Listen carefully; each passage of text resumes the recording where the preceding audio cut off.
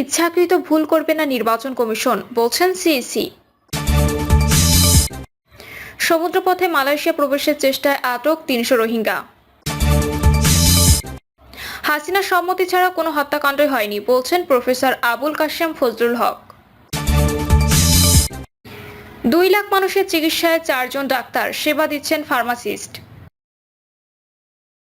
শুনছিলেন সংবাদ শিরোনাম, এবারে বিস্তারিত। ইচ্ছাকৃত ভুল করবে না নির্বাচন কমিশন, বলছেন সিইসি। ভোটার তালিকা হালনাগাদ কর্মসূচি 2025 উপলক্ষে ভোটার তালিকা হালনাগাদ কর্মসূচি 2025 উপলক্ষে নির্বাচনী প্রশিক্ষণ ইনস্টিটিউটের তথ্য সংগ্রহকারী ও সুপারভাইজারদের প্রশিক্ষকদের প্রশিক্ষণ উদ্বোধনী অনুষ্ঠান প্রধান অতিথির বক্তব্য। কাজ করতে গিয়ে কমিশন ইচ্ছাকৃত ভুল করবে না বলে প্রতিশ্রুতি দিচ্ছি বলে জানিয়েছেন প্রধান নির্বাচন কমিশনার এএমএম নাসির উদ্দিন।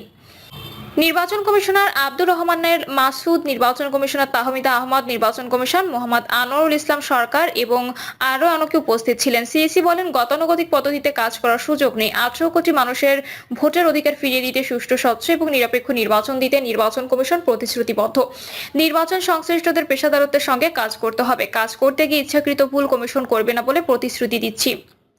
নির্বাচন কমিশনার আব্দুর রহমানের মাসুদ বলেন, ভোটে মানুষের আস্থা ফিরিয়ে আনতে স্বচ্ছতা ও দায়িত্বের সঙ্গে কাজ করতে হবে। নির্ভুল ভোটার তালিকা সুষ্ঠু নির্বাচনের পূর্বশর্ত বলেও মনে করে কমিশন।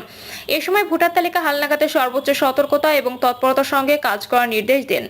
নির্বাচন কমিশনার তাহমিদ আহমেদ বলেন, সুষ্ঠু নির্বাচন অনুষ্ঠানে কমিশনের হাতিয়ার হবে আইন ও বিবেক। ইসির কোনো কর্মকর্তা দুরভিসন্ধিমূলক কাজ করলে সেই দায় কমিশন নেবে না।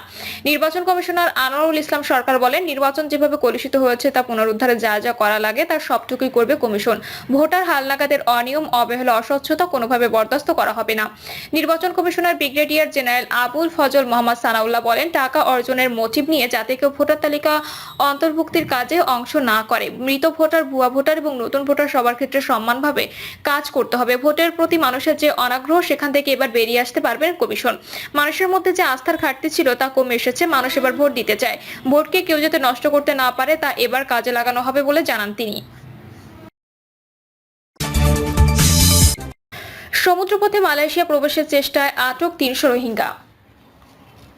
সমুদ্রপথে মালয়েশিয়া প্রবেশের সময় বহনকারী দুটি নৌকা সহ অন্তত ৩০০ রোহিঙ্গাকে আটক করা হয়েছে। দি সান ডেইলির খবরে বলা হয়, শনিবার মালয়েশিয়ার মেরিটাইম এনফোর্সমেন্ট এজেন্সি লাঙ্কাউইয়ের পুলাউ রেবাকার দক্ষিণ পশ্চিম উপকূলে অনথিভুক্ত অন্তত ৩০০ মিয়ানমারের নাগরিকদের বহনকারী দুটি নৌকা আটক করেছে।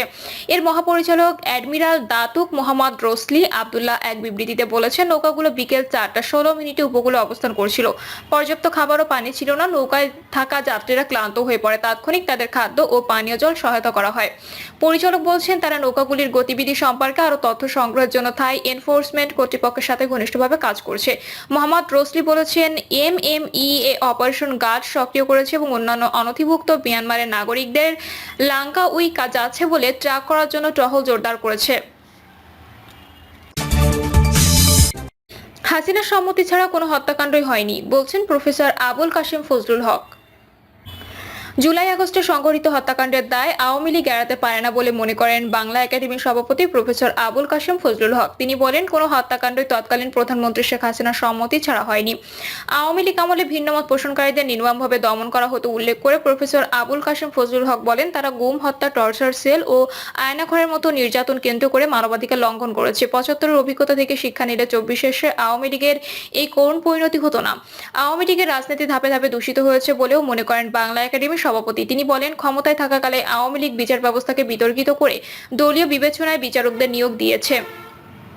হাইকোর্ট, ডিভিশন ও সুপ্রিম কোর্ট থেকে যেসব রাজনৈতিক মামলার রায় হয়েছে সেসবের প্রতি মানুষের আস্থা ছিল না, ফলে বিচার বিভাগের প্রতি মানুষের শ্রদ্ধা কমে যায়।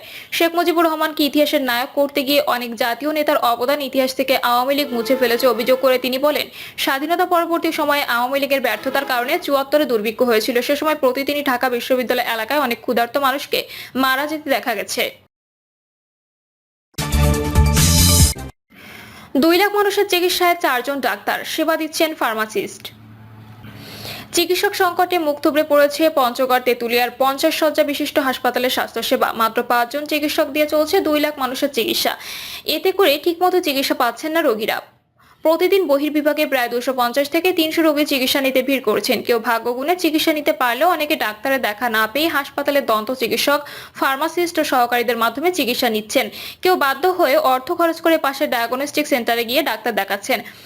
উপজেলা একটি সরকারি হাসপাতালে থাকা সত্ত্বেও কেন চিকিৎসক কর সংকটে দুর্ভোগে পড়তে হবে, এমন প্রশ্ন সচেতন নাগরিক মহলের। জনসংখ্যার দিক থেকে দেশের এই সীমান্তবর্তী উপজেলায় প্রায় 2 লাখ মানুষের বসবাস। বৃহৎ জনগোষ্ঠীর চিকিৎসা সেবার জন্য একমাত্র ভরসাস্থল 50 সদস্য শয্যা বিশিষ্ট উপজেলা স্বাস্থ্য কমপ্লেক্স। তবে এই হাসপাতালে চিকিৎসক সংকটের কারণে ভেঙে পড়েছে স্বাস্থ্যসেবা। এছাড়া এই হাসপাতালটি থেকে প্রায় 40 কিলোমিটার দূরে পঞ্চগড় আধুনিক সদর হাসপাতাল। জরুরি রোগীদের অনেক পথ পাড়ি দিয়ে জেলা সদর হাসপাতালে নিতে হয়। সেখানেও বেশিরভাগ ক্ষেত্রে রোগীদের রেফার করা হয় রংপুর মেডিকেল কলেজ হাসপাতালে। ততক্ষণে অনেক রোগী যাত্রাপথে মারা যান। এই ভোগান্তি আর শঙ্কা নিয়ে চলতে হয় তেঁতুলিয়ার লক্ষাধিক মানুষকে। সপ্তাহ ধরে হাসপাতালে গিয়ে দেখা যায় প্রতিদিন গড়ে প্রায় 250 থেকে 300 রোগী বহির্বিভাগে চিকিৎসা নিতে ভিড় করেছেন বিভিন্ন বয়সী রোগী। জরুরি বিভাগে আসেন 50 থেকে 100 জন রোগী। বিশেষজ্ঞ চিকিৎসকের অভাবে বেশিরভাগ রোগীকে প্রাথমিক চিকিৎসা দিয়ে পাঠানো হচ্ছে অন্য কোনো হাসপাতালে। জরুরি বিভাগে আসা রোগীদের মধ্যে 20 থেকে 25 জন ভর্তি হয়ে থাকেন অন্তঃবিভাগে। এরপর রোগীরা পর্যাপ্ত বেড না পেয়ে অনেক সময় বারান্দার ফ্লোরে বিছানা পেতে চিকিৎসা নেন। বিশেষ করে দুর্ভোগ পোহাতে হয় মা ও শিশু রোগীদের।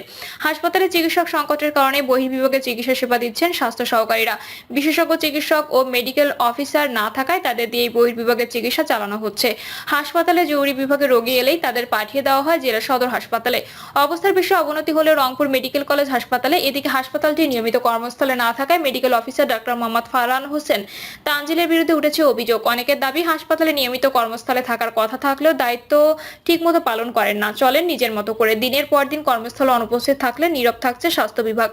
ফার্মাসি দিয়ে চলছে চিকিৎসা সেবা। তবে এমন অভিযোগের পরিপ্রেক্ষিতে গত 2রা জানুয়ারি ডক্টর ফারহান হোসেন তানজিলকে 3 কার্যদিবসের মধ্যে কারণ দর্শানোর জন্য শোকজ করা হয়েছে বলে জানিয়েছেন পঞ্চগড় সিভিল সার্জন ডাক্তার মোহাম্মদ মোস্তাফিজুর রহমান। শোকজের বিষয়ে এই চিকিৎসকের সঙ্গে একাধিকবার মোবাইল ফোনে কথা হলে তিনি পরে সাক্ষাৎকার দিচ্ছি বলে ফোন কেটে দেন।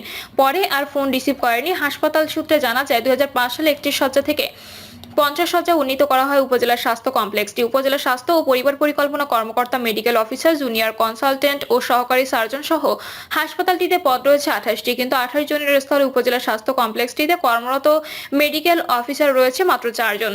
তাদের মধ্যে রয়েছে উপজেলা স্বাস্থ্য পরিবার পরিকল্পনা কর্মকর্তা doctor Mohammad Ashraful Islam, medical officer doctor Mohammad Shakil Rahman, doctor Mohammad Farhan Hossain, junior consultant doctor Afifa Jinnat Afir, সহকারী dental surgeon doctor Mohammad Sikandar Abu Zafar.